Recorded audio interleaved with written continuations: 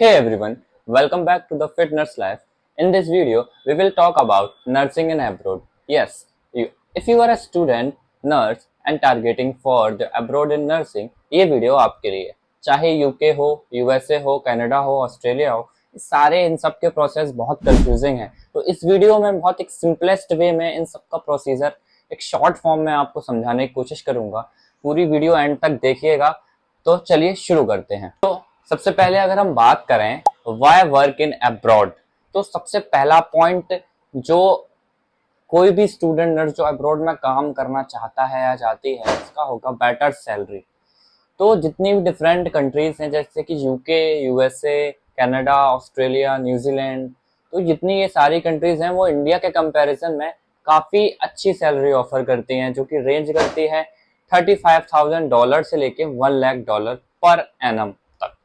तो ये सैलरी जो है वो डिफरेंट कंट्रीज में डिफरेंट डिफरेंट वेरी करती रहती है। सेकंड अगर हम पॉइंट पे बात करें वो है कि यहाँ का जो वर्क एनवायरनमेंट है, जो भी डिफरेंट कंट्रीज है वहाँ का वर्क एनवायरनमेंट बहुत ज़्यादा पीसफुल है और एक बैलेंस में है, ना कि इंडिया में जैसे ओवर टाइम करना पड़ता है और उसकी कोई सैलरी भी नहीं मिलती है। बट यहाँ पर काफ़ी ज़्यादा अच्छा वर्क एनवायरनमेंट है, रिस्पेक्टफुल वर्क एनवायरनमेंट है।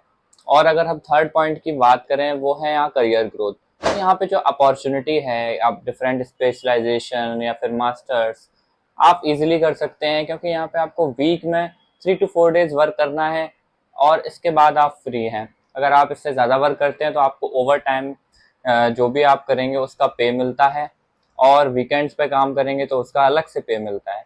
तो आप चाहें तो एक्स्ट्रा सैलरी अर्न कर सकते हैं पर मंथ, या फिर आप अपनी जो करियर ग्रोथ है उसको आगे बढ़ा सकते हैं। फोर्थ पॉइंट जिसकी हम बात करें वो है ग्लोबल एक्सपोजर।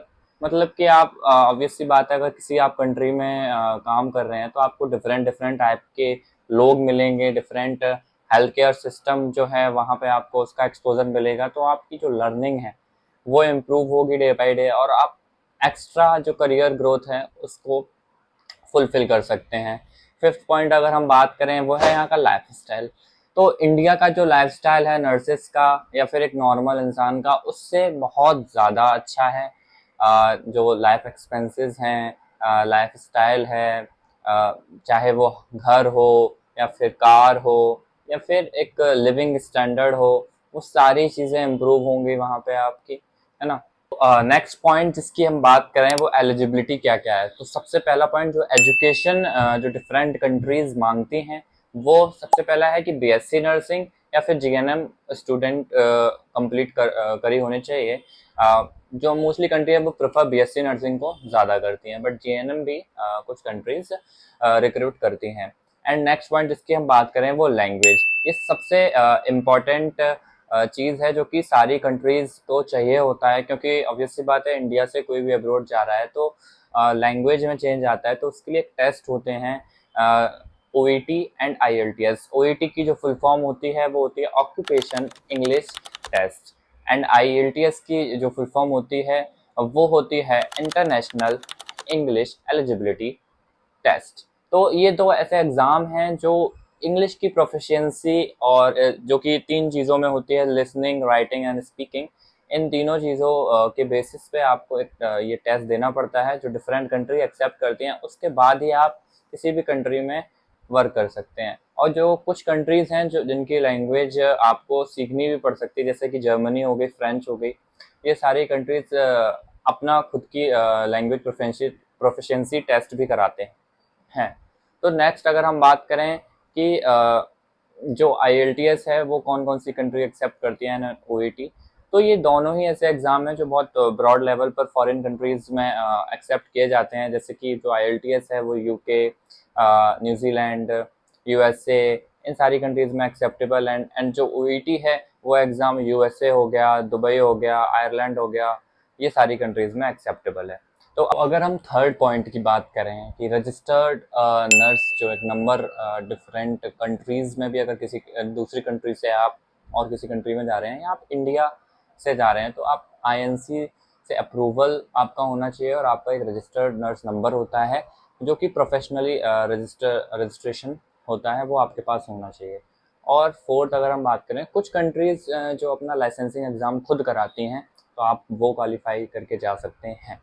और लास्ट बात करें कि एक्सपीरियंस क्या क्या डिफरेंट कंट्रीज़ मांगती हैं, 1 to 2 ईयर का वर्क एक्सपीरियंस रहता है जो मोस्टली कंट्रीज़ प्रेफर करती हैं, और प्रायोरिटी ज़्यादा इन लोगों को दी जाती है।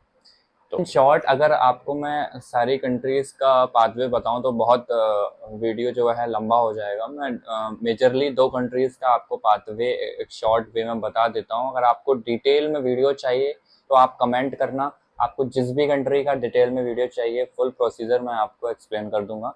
सबसे पहले अगर हम बात करें शॉर्ट में, वो है यूके कंट्री, यानी कि यूनाइटेड किंगडम में क्या प्रोसीजर रहता है। सबसे पहले आप पास करेंगे जो भी IELTS एग्ज़ाम या OET एग्ज़ाम है। इसको पास करने के बाद में आपका एक एग्ज़ाम होगा CBT या थ्योरी बेस्ड एग्ज़ाम, जो कि कंप्यूटर पर होगा। एंड इसके बाद में आप उस कंट्री में आप बुलाए जाएंगे। उसके बाद आपका ऑस्की होगा। ऑस्की के बेसिस पे आपको वहाँ का जो इंटरव्यू है या फिर लाइसेंस एग्ज़ाम है वो देना पड़ेगा। इसके बाद में आप वहाँ पर एज अ नर्स वर्क कर सकते हैं। इसके बाद अगर मैं बात करूँ USA का, तो USA कंट्री में भी ऑलमोस्ट सिमिलर प्रोसेस है। इसमें पास आपको लेकिन करना पड़ता है NCLEX RN एग्ज़ाम होता है इसका खुद का कंट्री का, आपको वो पास करना पड़ता है। इसके बाद में सेम आपका IELTS और OET एग्ज़ाम क्वालिफाई होना चाहिए। उसके बाद में CBT होता है। उसके बाद ऑस्की, एंड ऑस्की के बाद में वहाँ पे एक स्पॉन्सरशिप प्रोग्राम होता है, हर जो भी एम्प्लॉय बाहर से आता है। उसके बाद में आप जो भी डिफरेंट कंपनीज़ हैं या फिर नेशनल हेल्थ सर्विसेज जो कि वहाँ की गवर्नमेंट चलाती है, आप उसमें एनरोल करके एज अ नर्स वहाँ पे काम कर सकते हैं।